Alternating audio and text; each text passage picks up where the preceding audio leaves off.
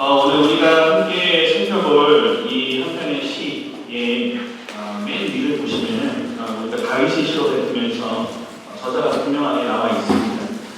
파란만장한 다윗의 인생 중 어떤 배경에서 기록되는지는 정확히 알 수는 없습니다. 학자들에 따라서는 압살롬이 반역했던 그 시기로 추정하기도 하는데 이것이 확실하지는 않습니다. 이렇게 볼 때 어떤 특정 사건을 두고 쓰여진 시가 아니라 다윗의 전 인생 속에 세상 안에 삶에 여러 일들로 낙심되는 상황에 직면한 문제를 어떻게 풀어가는지 다윗의 신앙 고백을 통해서 보여주는 한편의 시라고 할 수 있습니다. 이런 오늘 다윗의 모습은 이 땅에서 예수님을 따라 그분의 제자로 살기 원하는 저와 오늘 여러분이 낙심하는 이 세상을 정말 어떻게 살아가야 되는지 보여주는 또 다른 단면이라 할 수 있습니다. 오늘 여러분 각자의 인생을 돌아보면 어떻습니까? 짧으면 짧고 또 길다면 길었던 그 인생 가운데도 세상 안에서 예수님을 따라서 여러분들이 살아가는 결단할 때 이 세상이 극심한 저항과 공격에 굴복하고 또한 괴로워하면서 낙심할 때가 분명히 있었을 것입니다. 원수들의 공격, 밀었던 주변 사람의 배신과 인간관계 안에서 겪는 실망으로 좌절하기도 합니다. 내 뜻대로 되지 않는 그 어떤 일들, 시험과 취업과 여러 가지 내가 계획했던 대로 풀리지 않는 일들 때문에 우리는 넘어지곤 합니다. 이런 일은 세상뿐 아니라 교회 안에서도 일어납니다.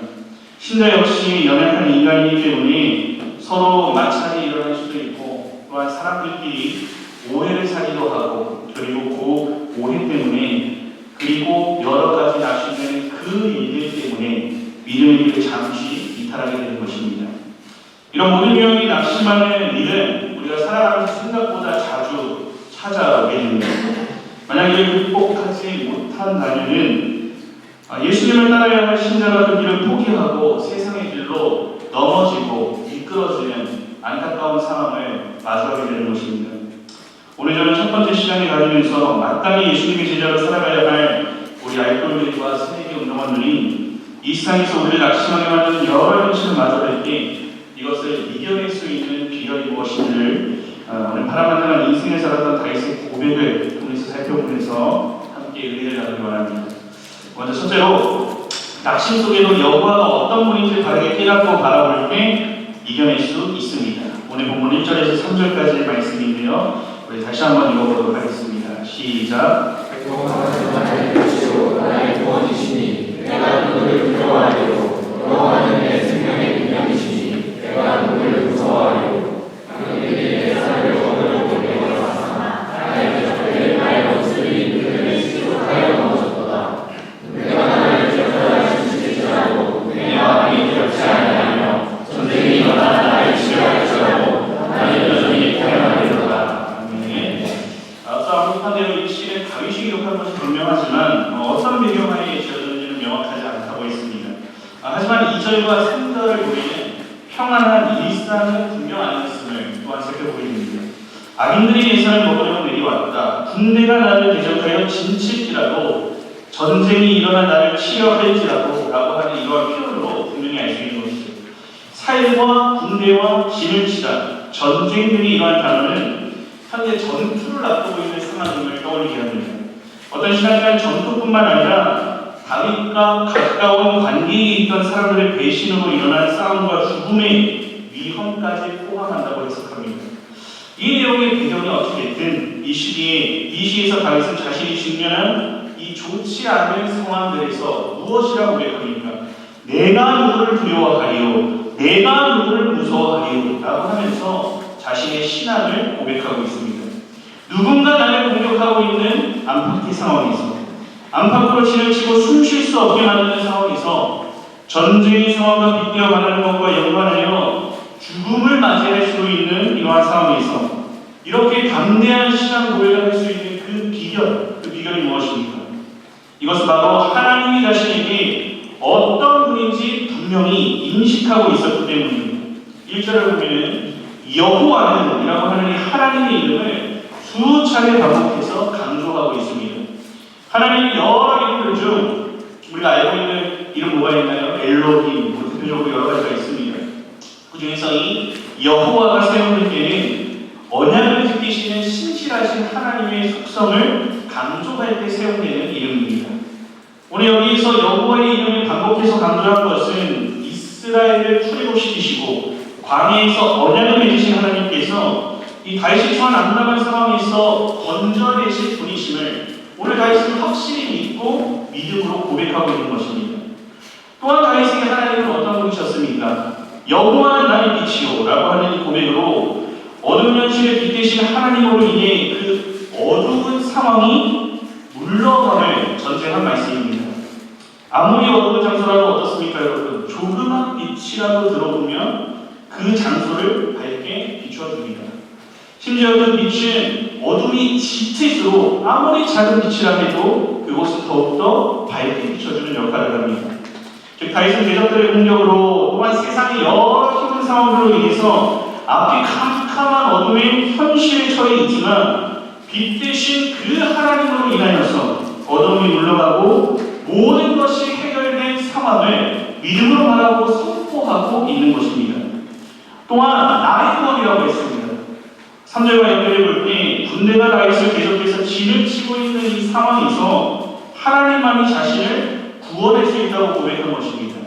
구약적인 개념에서 이 구원은 예수 그리스도께서 우리를 십자가에서 건지시고 구원한 이 구원의 개념도 있지만 어려운 상황에서 우리를 건져내실 때에 그 살려주시는 구원의 개념, 그 개념이 지금 사용된 것입니다.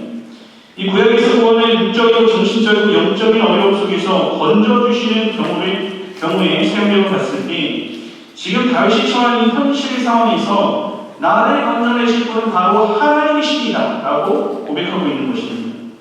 사실 다윗이 어떤 사람입니까 여러분? 수많은 전쟁을 치렀지 않습니까? 그리고 전쟁에 사용되는 전술, 또 각종 무기, 병력이나 지형 이런 거 너무나도 잘 알고 있는 사람이었을 것입니다. 하지만 그 자신의 경험과 세상의 무언가를 의지하지 않고 하나님만을 바라보면서 나를 지금 구하실 수 있는 분은 하나님밖에 없습니다 라고 자신의 믿음을 고백하는 것이죠. 여기서 다윗은 그치지 않습니다. 또 뭐라고 합니까? 여호와는 내 생명의 능력입니다 라고 고백합니다. 여기서 능력이라고 하는 것은 전쟁의 이미지가 세워진 것을 감안해 볼 때 피난처와 요새로 번역하는 것이 좀 더 자연스럽습니다. 이처럼 하나님이 다윗의 요새가 되셨기 때문에 누구도 두려워하지 않고 누구도 무서워하지 않을 수 있게 된 것입니다.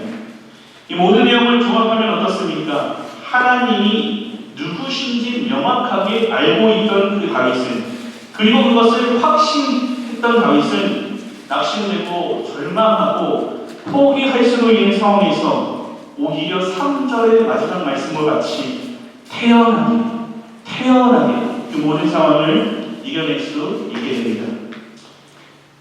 운동원 여러분, 저에게 딸이 하나가 있습니다. 오늘도 제가 등원시키다가 우리 선발대 가시는 분들 많은데 그 딸입니다. 그 딸. 예. 그 딸아이가 요즘에 재미있는 놀이가 하나 있는데 일명 무서운 놀이라고 합니다. 본인 얘기를 하죠. 아빠 무서운 놀이 하자 그래요. 바퀴 베란다를 통해서 어두워진 걸 꼭 확인하면 무서운 놀이 하자 라고 하면서 저를 유혹합니다. 어디서 듣고 왔는지 모르겠어요. 일단 집 안에 불을 다 끄라고 합니다. 그리고 무서운 음악을 틀어달라고 요청을 해요. 저는 이 아이의 기계에 구동해야 하지 않습니까? 유튜브에서 제가 들어도 소름 끼칠 만한 오르골 소리 하나를 틀어놔요. 네, 그리고 들려줍니다. 그리고 갑자기 웃으면서 소리를 깍 질러요.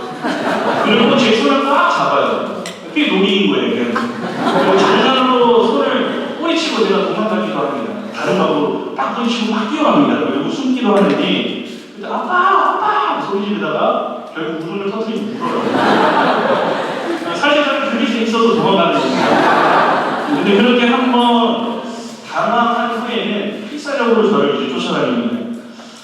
불이 꺼진 어두운 상황과 그 스산한 오르골 소리는 동일한데 제가 옆에 있으면은 막 웃으면서 장난을 치고 와 무서워 이러기도 하는데 제가 똑같은 상황에서 없어지기만 하면은 장난치는 상황인데도 정반대의 모습, 울고 아빠를 부르고 무서워하는 모습을 보게 됩니다. 환경과 상황 같은 데 제가 있는 것과 없는 것에 다른 모습을 보인 것은 제가 어떤 상황에도 내 딸, 자신이 내 아빠로 믿고 있는 그 사람이 나를 지켜줄 것이다 라고 하는 것을 믿고 있기 때문일 것이라 생각합니다. 평소에도 저한테 뭐라고 말을 하냐면 힘센 아빠라고 해요. 제가 물건 당연히 무거운 것 같으니까 힘센 아빠는 괴물도 귀신도 다 물리쳐준다 라고 얘기를 하는데, 아이에게 저는 어떤 상황에서도 자신을 구해줄 수 있는 능력이 있는 사람으로 믿기 때문인 것입니다. 반대로 아이가 좋아하는 게 아니라 제가 좋아하는 노래도 있습니다. 계단에서 아이를 받는 것입니다. 좀 설명해 드리면, 저는 계단에 있었잖아요. 그러면 제가 안에 있어요, 안에. 그럼 아이는 계단 중간쯤에 있습니다. 그리고 아이가 저를 보면서 중간쯤에서 빙긋 웃으면서 이렇게 몸을 던져요. 쓱 떨어집니다. 앞에 제가 없으면 정말 대형 사고가 나겠죠. 정말 큰 사고가 납니다. 하지만 아이는 오 이러면서 그냥 장난기 가득한 표정으로 저에게 자신의 몸을 앞으로 맡겨버리고, 그때 제가 떨어지는 아이, 제가 오히려 긴장하는 거죠. 떨어지는 아이를 잡아줍니다. 아이가 전적으로 저를 의지하는 그 기분이 제가 처음에 느꼈을 때 참 오묘하기도 하고, 처음 장난을 치고 조금 시간이 흘렀을 때 제 아이에게 이런 말을 했습니다. 내가 아이가 저렇게까지 나를 의지하는 게 참 기분이 묘했다. 아니, 나는 하나님을 이렇게까지 의지하며 살고 있는가? 라고 하는 그런 눈물이 제 머리를 문득 스쳤던 기억이 있습니다. 이후로 아이와 이 장난을 칠 때면 저는 동일한 질문을 스스로에게 합니다. 오늘 여러분 어떻습니까? 여호와 되시는 하나님을 나의 여호와 하나님으로 확실히 믿고 의지하면서 살고 있으십니까? 아마 이 자리에 참석한 알뜰 정도 되신다면, 또 우리 교단에서 신앙생활을 해온 새내기라면 하나님이 나에게 어떤 하나님이신지 정도는 정의할 수 있을 것입니다. 물론 그 정의는 단순한 내 생각이 아니라 성경에서 계시하시는 하나님이 어떤 분이신지에 대한 정의를 의미합니다. 하지만 우리는 중요한 것을 놓쳐서는 안 됩니다. 그 정의가 곧 내 삶의 실제가 되어야 한다는 것입니다. 하나님이 누구신지에 대해 계시하신 성경의 가르침을 믿는 운동원은 지적인 만족에서 하나님이 누구시구나, 그렇구나 라고 하는 만족에서 끝나는 것이 아니라 그 하나님이 내 삶 가운데도 실제 동일하게 역사하신다는 사실을 굳게 믿는 것이 매우 중요한 것입니다. 하나님은 다윗에게 이론이 아닌 실제의 하나님이셨습니다. 이 칠흑같이 어두운 인생을 걸을 때 빛으로 인식했고, 죽음의 골짜기와 같은 곳을 걸어갈 때 나를 구원하시는 분, 유한한 생명일지라도 보호해 주시는 능력이 있으신 분으로 받아들이고 있습니다.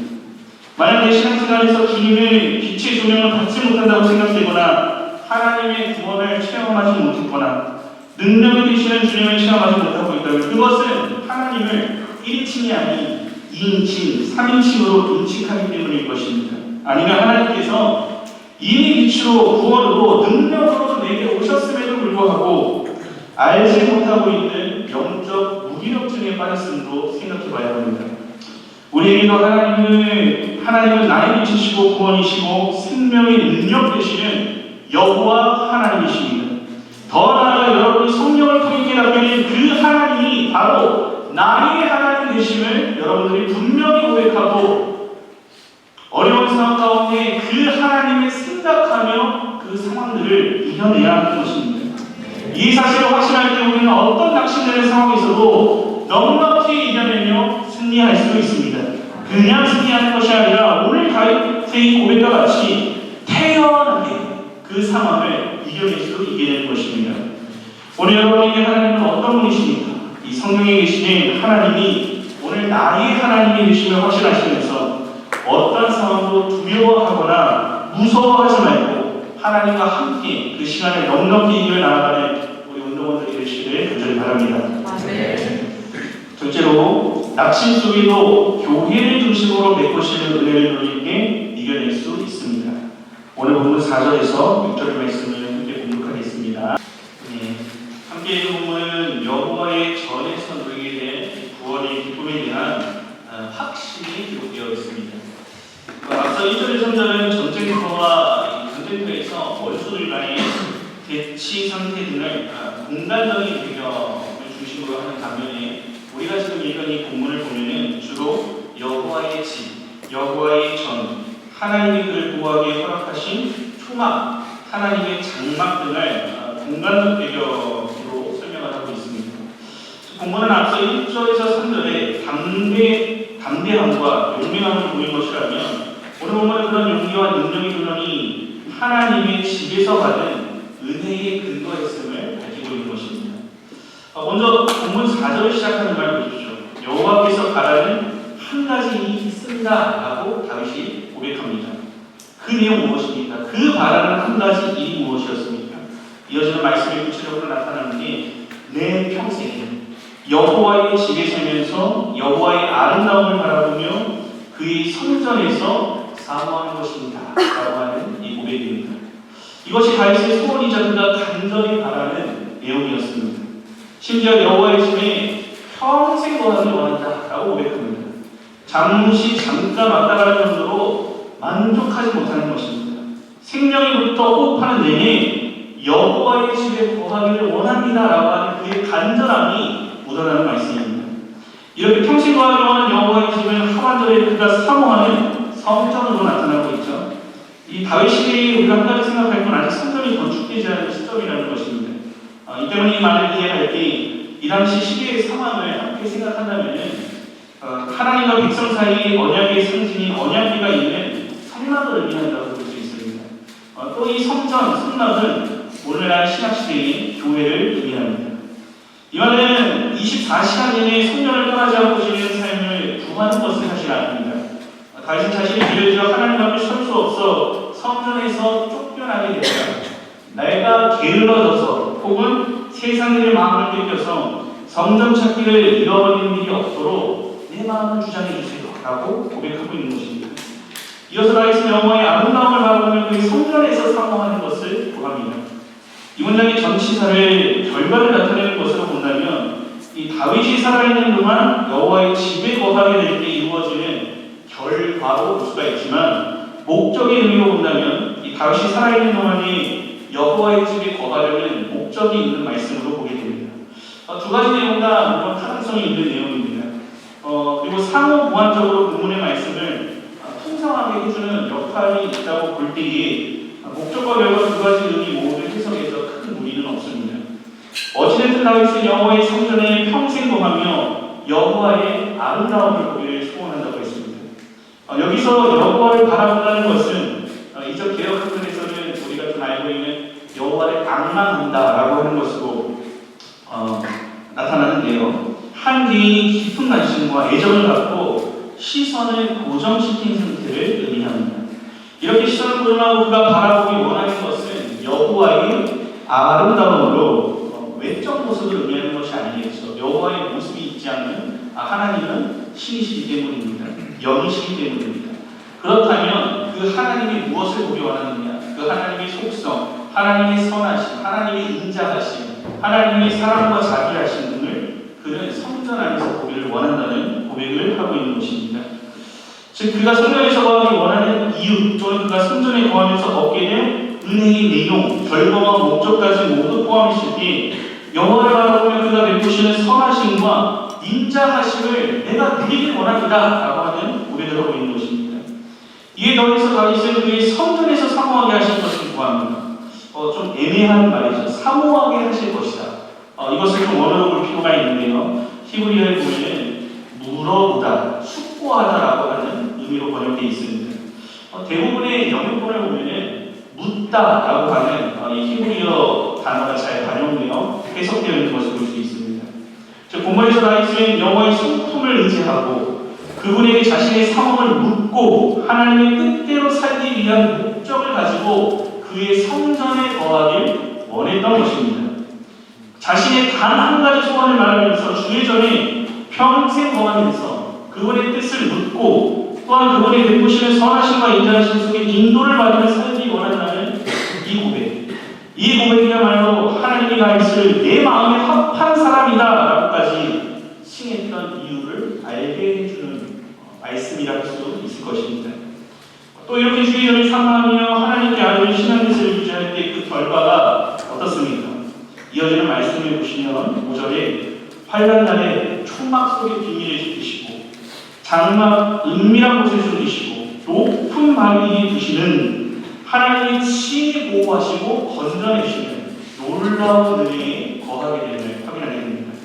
또 6절에는 원나의 원수의 이르리니 라고 했는데 이 표현은 전쟁에서 상대를 굴복시키고 승리하게 세우게 이 당시의 의미였습니다. 함축적으로 나타낼 때 쓰는 표현입니다. 끝내 치열한 전투의 현장에서 승리하게 됨을 보여주는 말씀입니다. 오늘 여러분들에게 질문해 보겠습니다. 하나님께서 여러분에게 한 가지 소원을 말해보라 라고 한다면 여러분은 무엇을 말하겠습니까? 떠올려보세요. 각자. 내가 너의 한 가지 소원을 들어줄까? 무엇을 들어줄까? 여러분 각자의 마음이 생각했을 때 사실 그것이 바로 여러분이 가치 있게 여기는 것들이라고 할 수가 있습니다. 어떤 사람은 물질을 생각했을 수도 있고 어떤 사람은 가족의 건강을 생각했을지도 모릅니다. 또 학업과 진학에 관련된 일일 수도 있고 미래에 대한 여러 것들을 꼭 현재 필요한 그 무엇을 떠올렸을지도 모릅니다. 물론 앞서 제가 말한 이 모든 것들 이 땅을 살아가면서 우리에게 필요한 것들이고 하나님께서 만드시고 주신 것들로 우리는 모든 것을 선용하여 하나님 앞에 영광 돌려야 합니다. 하지만 짚고 넘어가야 할 것은 여러분이 가치 있게 여기는 그것은 하나님을 더 잘 섬기기 위한 수단으로 우리에게 주어진 것들이지 목적 자체가 될 수 없다는 것입니다. 오늘 다윗은 내 소원, 내가 바라는 한 가지가 주의전에 거하면서 주님의 그 임재하신 앞에 친밀하게 주님과 영적인 교제를 누리고 그분의 인도를 받으며 살아가는 것이라 고백했습니다. 세상에 무엇을 목적하고 살아간다면 결코 나올 수 없는 신앙 고백적 표현입니다. 일상의 물질과 유익을 추구하고 소원한 것이 아니라 하나님의 속성의 풍성한 속에 그분과 교제하며 인도함을 받는 일이 평생에 있어서 내 한 가지 소원이라고 고백하고 있는 것입니다. 이와 관련해 우리는 또 한 가지 기억해야 할 것이 있습니다. 다윗의 인생을 참 그래프로 이렇게 표현해보면 인생 굴곡선으로 이렇게 표현해볼 수 있잖아요. 쉽게 쭉. 그러면 아마 위아래로 편차가 큰 그래프가 온갖 부귀와 영화를 다 누렸으나 또 여자에 빠져서 죄를 저지르고 하나님 앞에 교만할 때도 있었고 아들의 발육으로 죽을 줄 모르는 상황에서 도망자의 삶을 살았던 정말로 한 인간으로서는 모든 고통과 영광까지 다 누려봤다고 해도 과언이 아니니까 바라는 한 가지가 왜 영적인 고백과 바람을 담고 있는지 생각해 보시기 바랍니다. 온갖 풍파를 겪는 그가 인생을 돌아보니 교회를 중심으로 임재하시는 주님과 교제하며 선포되는 그분의 말씀에 따라 인생을 사는 것이 가장 가치 있고 중요한 일로 여겼기 때문인 것입니다. 이 다윗에게 있어 성막, 즉 교회는 하나님이 임재하시는 장소였고 하나님을 만나는 장소였습니다. 그분의 말씀을 듣고 인도함을 받는 곳으로 여겼습니다. 오늘 여러분들에게 그 교회는 어떤 의미로 남아있으십니까? 간혹 우리는 다윗과 다르게 힘든 일이 찾아올 때에 더욱 교회에 나와서 하나님과 영적 교제를 누리거나 친밀하게 살려고 하지 않고 교회를 떠나고 세상의 무언가를 의지하려는 유혹을 받을 때가 있습니다. 그러나 그곳에는 답이 없습니다.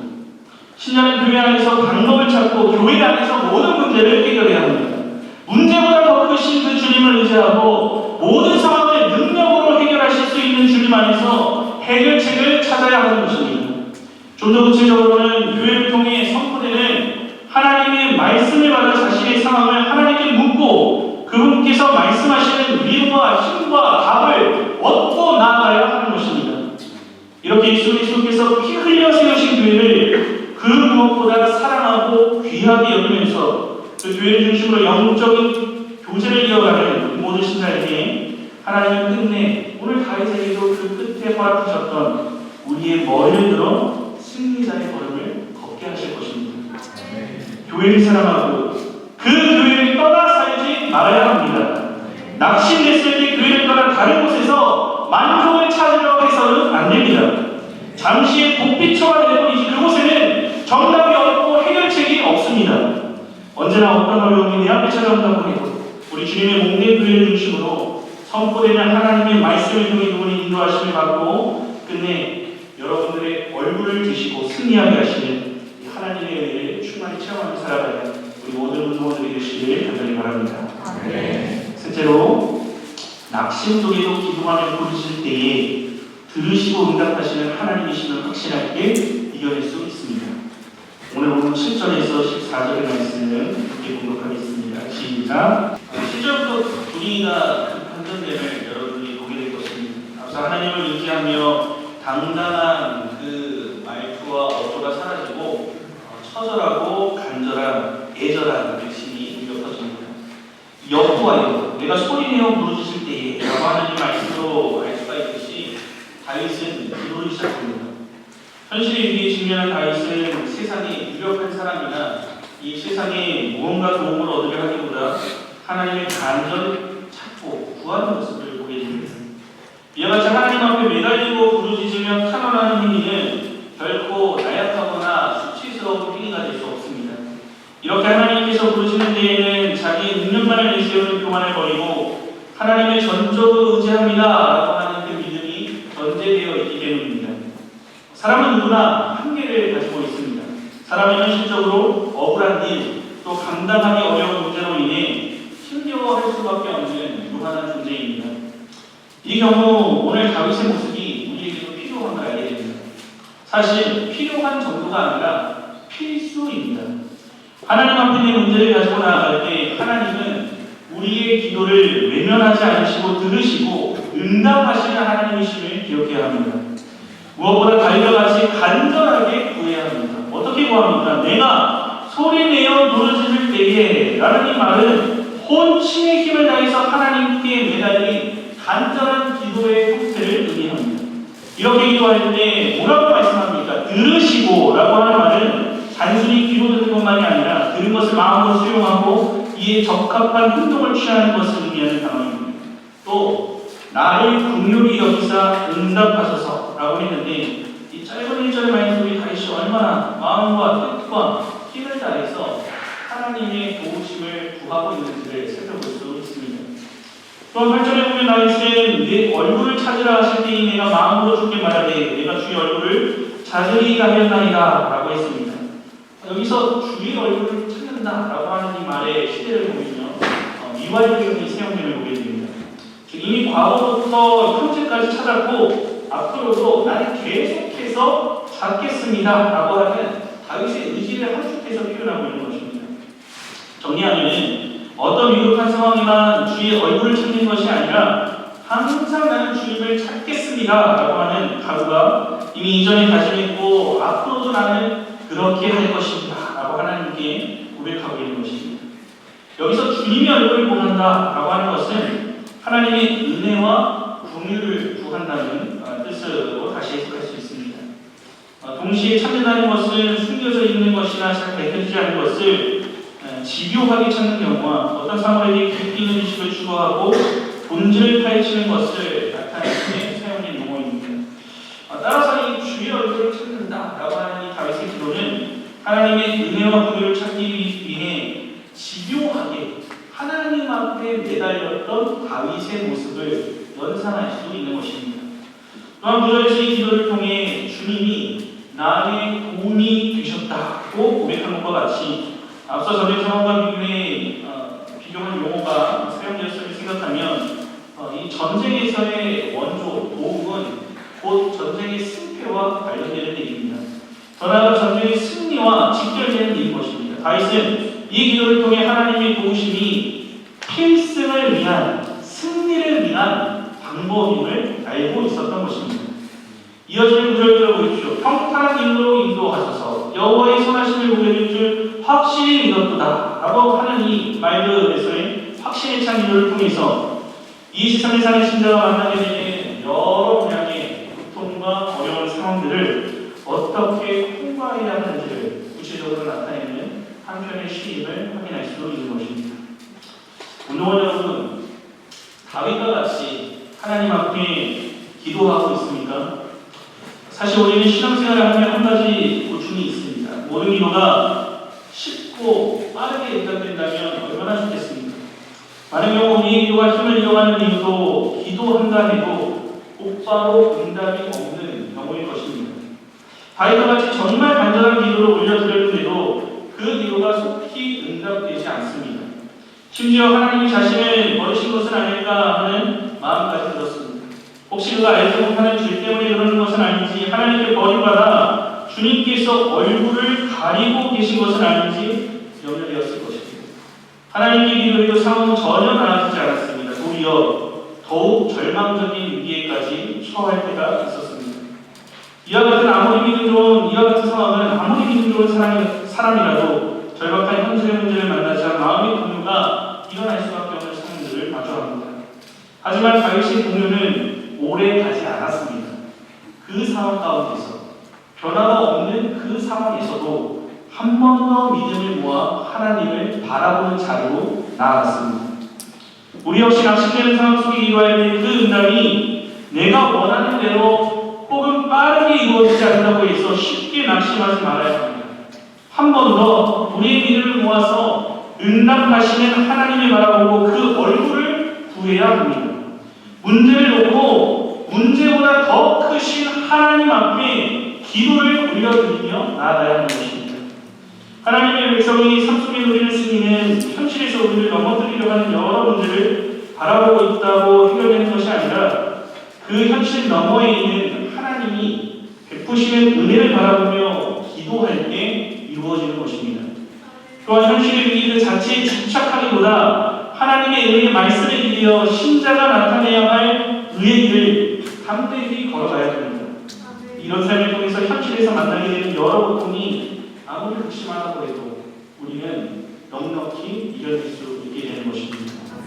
무엇보다 위급한 상황에서만 주님의 얼굴을 찾는 것이 아니라 오늘 다윗의 모습이 어땠습니까? 과거에 우리에게 하나님의 얼굴을 찾으며 쉬지 않고 기도했던 다윗의 모습을 본받아서 고난의 시간만이 아니라 오늘 여러분들의 일상에서 동일하게 역사하시는 하나님께 기도하며 살아가야 마땅합니다. 꼭 하나님이 내 기도에 응답하지 않는 것 같을 때 먼저 내 기도가 단순히 내 욕심에 따라 올려드리고 있는 기도는 아닌지, 진정 먼저 그의 나라와 의를 위하여서 하나님의 뜻을 찾는 기도를 내가 드리고 있는지 돌아볼 수 있어야 합니다. 또한 인내하며 오랜 시간 주님의 뜻을 구했음에도 내 기도와 반대되는 결과를 맞이할 때 그 역시도 아니다 라고 하는 하나님의 응답이 내게 주어진 줄로 생각할 수 있어야 합니다. 왜 그렇습니까? 택자가 올려드린 기도는 하나님이 반드시 들어주시고 비록 거절하시도록 나타날 수 있지만 그것은 하나님의 주권과 섭리하심 속에 하나님의 구속사 완성을 위한 또 나를 위한 모든 것이 합력하여 선을 이루시는 하나님의 뜻을 나타내 보이셨기 때문입니다. 이를 확신할 때에 우리에게는 항상 하나님 앞에 하나님의 뜻대로 응답받는 기도를 받고 살아가게 됩니다. 이렇게 될 때 우리는 지치지 않고 인내하며 하나님의 뜻을 구하는 기도를 끝까지 낙심하지 않고 구하며 나아갈 수 있게 됩니다. 무엇보다 이 땅에 사는 모든 인간을 용한다고 생각하기에 모든 일을 스스로 해결할 수 없고 주변 사람들도 나와 동일한 한계를 지니고 있으며 인간일 뿐임을 기억할 때에 우리는 이 기도를 통해 하나님의 도우심을 구하기 위해 기도할 수밖에 없는 존재임을 알아야 합니다. 이 한계를 철저히 자각하시고 하나님께 간절히 기도할 때니 하나님은 그 기도에 응답하셔서 우리를 평탄한 길로 이끄시고 여호와의 선하심을 바라볼 수 있도록 우리에게 도움을 베푸시는 신실하신 하나님이십니다. 무엇보다 우리에게 다윗과 같이 마지막 구절 강하고 담대하라 여호와를 바라는 너희여 라고 하는 이 선포를 하도록 담대함을 기도를 통해 허락해 주십니다. 이것은 바로 그 환경을 다룰 수 있는 능력을 주셨다는 의미입니다. 환경의 상황을 다룰 수 있는 능력을 주셨기 때문에 이제는 그 환경이 바뀌지 않았음에도 담대하게 이러한 선포를 할 수 있는 것입니다.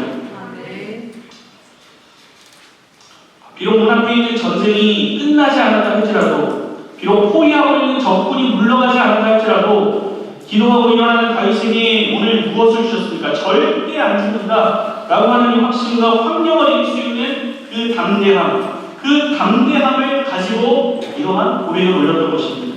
우리 모두 이러한 다윗의 모습을 배울 수 있어야 합니다. 이렇게 기도하는 다윗의 모습이 오늘 여러분들의 모습이 되길 바랍니다. 이 믿음을 가지고 어떤 상황에서도 하나님께 간절히 부르시는 모습을 통해 여러분의 교회에서 기도의 불쏘시개의 역할을 감당하시길 바랍니다. 여러분의 기도를 통하여서 주변에 있는 장년 성도님들의 도전을 받고 여러분의 교회의 기도가 더욱더 뜨거워지기를 간절히 바랍니다. 언제나 오늘 다윗과 같이 어떤 일이 속에서도 항상 하나님을 찾아 기도하고 부르짖을 때 하나님의 방법과 그 뜻대로 응답하시는 하나님의 선하심을 기억하시면서 기도하기에 날마다 힘쓰며 나아가는 우리 모든 운동원들 되시기를 간절히 바랍니다. 사랑하는 운동원 여러분, 누구나 이유 없이 낙심의 순간들이 우리에게 찾아옵니다. 무엇이라 특정할 수는 없지만 신자에게도 현실의 어려움은 물론 찾아옵니다. 그리고 아마 이 가운데도 여러 가지 어려운 이런 고난, 낙심이라고 하면 떠오르는 상황들이 함께도 가지고 있을 것이라 생각합니다. 이 가운데 안에서 실망하고 낙심할 때도 있고 지난까지 어떤 내 뜻대로 일이 잘 풀리지 않아 답답합니다. 이런 일들의 부수적인 영향으로 사람과의 관계를 피하고 싶어지고 여러 가지 어려움들이 있습니다. 가정 안에서의 안정을 찾지 못하고 무언가 해결의 의미가 보이지 않는 일들 또한 있습니다. 내 의도와 다르게 오해를 받게 되는 경우도 있고 말로 말할 수 없는 여러 일들이 우리 삶 가운데 있을 것입니다.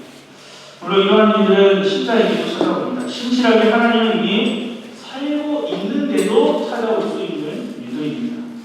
이 모든 일들은 내가 예상하지 못한 데 급작스럽게 일어날 수도 있고 우리의 마음을 참 힘들게 하는 것이 사실입니다. 아마 이미 모든 시간을 통과해본 경험이 있을지도 모르겠습니다. 하지만 우리는 이때 그 순간 기억해야 합니다. 하나님의 부르심 속에 신자로 사는 우리는 이 모든 일을 넉넉히 이겨낼 수 있다는 사실입니다. 어떻게 이겨낼 수가 있었습니까? 먼저 성경에 계시는 여호와 하나님이 나에게 어떤 하나님이신지를 생각하면서 그 하나님이 나의 하나님이심을 확신하게 이겨낼 수 있습니다. 또한 나를 부르신 교회를 중심으로 하나님의 뜻을 구하고 선포되는 그 하나님의 말씀의 은혜를 받고 위로를 받고 하나님의 뜻이 나에게 왔을 때의 순종함으로 인도받는 삶을 살아갈 때 우리는 이겨낼 수 있게 됩니다. 어떤 상황에도 결코 교회를 떠나지 않고 힘들 때일수록 더욱 교회를 중심으로 베푸시는 은혜를 누리며 살 때 이겨낼 수 있는 것입니다. 무엇보다 하나님께 간절한 기도를 올려드림으로 응답하시는 확신을 얻게 될 때입니다.